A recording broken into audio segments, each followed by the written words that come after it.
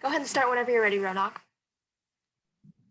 All right. Hey, everyone. So today we're going to be talking about COVID-19 vaccines and their effect on the market. But before we begin, I think it's important that we preface this presentation by saying that uh, it's very important to remember that lives and the general health of the population far outweigh money and monetary gain. And our presentation is simply just exploring the economic impact of COVID and the vaccines. So please do try to keep that in mind.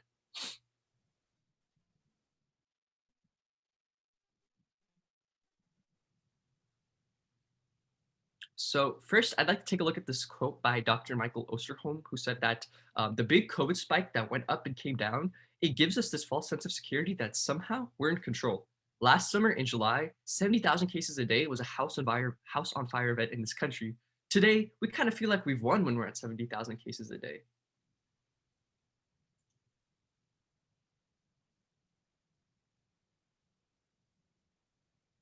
So taking a look at this graph, we could see that when the pandemic started in March of last year, we did see a gradual increase in daily cases, and it reached about an average about 50,000 between the months of April and July.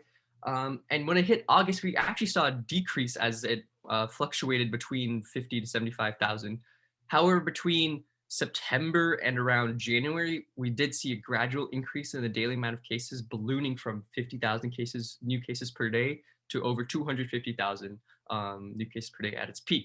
However, since the vaccine has been rolled out in about January of this year, we have seen daily cases decline at a really steady rate. But overall, the total amount of cases in this country is 29.2 million, which is a little less than 10% of the country, but it's still quite very significant. And more to that, we've had around 530,000 deaths, which also is significant, especially when a large amount of that was preventable.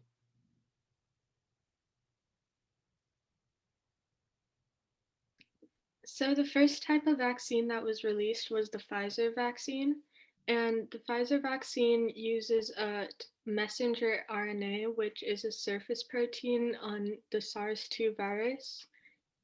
Injecting the protein helped create antibodies to fight the virus. The Pfizer vaccine is 95% efficient after the second dose, which is taken 21 days after the primary dose. But it has to be stored in negative 94 degrees Fahrenheit, which makes transportation and storage harder.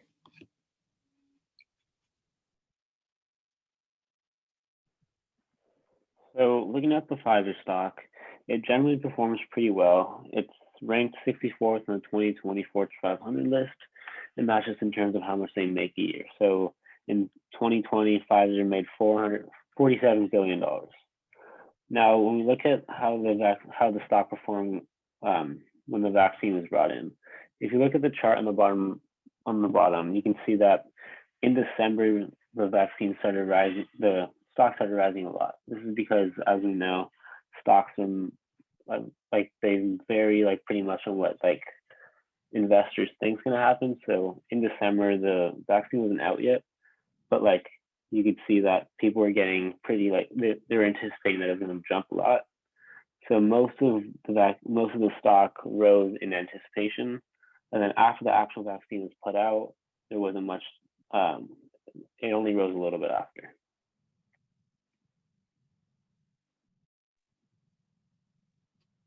So the second type of vaccine that came out was the Moderna vaccine, which also uses the messenger RNA and attempts to do the same thing as the Pfizer vaccine, in order to inject antibodies and create antibodies. The efficiency is 94.1% after the second dose, which is taken 28 days after the primary dose. And it has to be stored in negative 4 degrees Fahrenheit, which is the temperature of a fridge freezer. So it allows easier transportation and storage of the vaccine.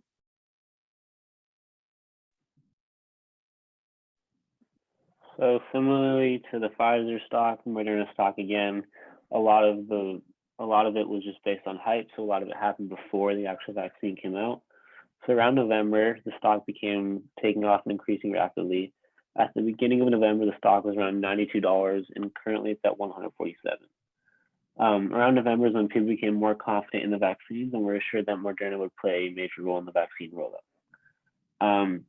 So if we look at the chart, there's two big rallies and two dips, kind of.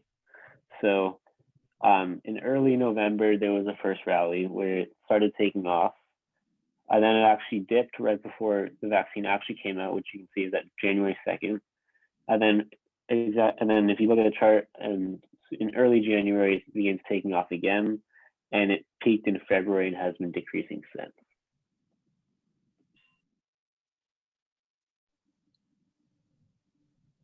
The last vaccine that came out was the Johnson & Johnson vaccine. This vaccine carries the genetic code of the SARS-2 spike protein.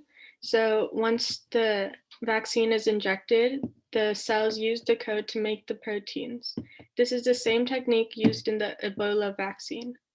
The efficiency for this vaccine is only 66%, but it only requires one dose. The efficiency varies depending on geographic location.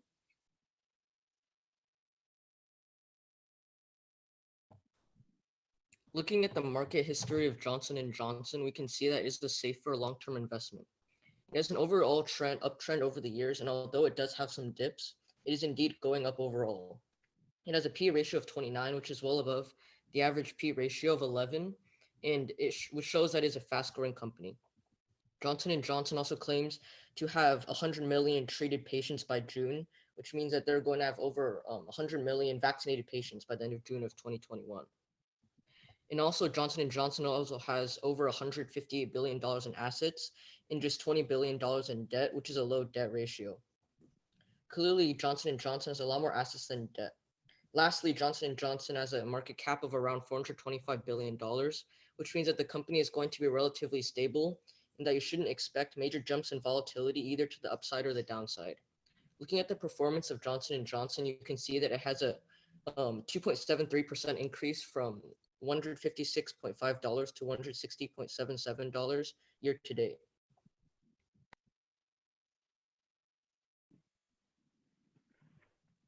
So scientists and medical professionals have differing opinions on when we'll reach herd immunity in the US, if we ever even do. However, there are many factors that make this date hard to come by, especially because the logistics of these factors change almost every day.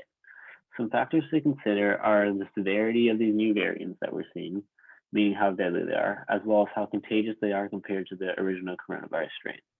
As more of these pop up, there is a fear that the virus will either not be as effective for these variants or just completely not protect against these new variants. Another factor they consider is the vaccine rollout efficiency. The quicker we administer vaccines, the quicker we can reach herd immunity. It is the hope that at the end of April 3 million vaccines will be administered a day compared to the 1.7 million that are currently being administered a day. As we discussed earlier, each of the vaccines have different efficiency levels, which of course affects when we reach herd immunity. Next, we have relaxed COVID precautions and behaviors. As more states begin to relax their COVID restrictions and mask mandates, scientists fear this will not only increase the spread, but also rub off on citizens and cause them to relax their safety precautions in day-to-day life. Lastly, as you can see, the exact threshold for herd immunity is 70 to 90%. And if you look at the graphic on the right, we can see that there's no herd immunity on the left side because the blue people represent people who are susceptible to the disease. So on the left side, there's still a lot of people susceptible, which would mean that we aren't in herd immunity. On the right, you can see that there are much less people that are susceptible to the disease, meaning that 70 to 90% are not susceptible to the disease. So that's when we'd reach herd immunity.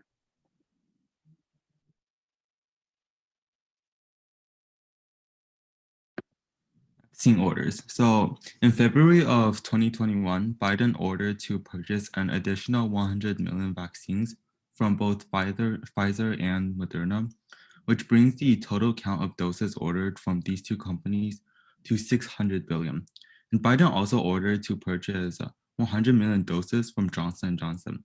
He says that by May of 2021, there will be enough vaccines rolled out for all adults in the United States.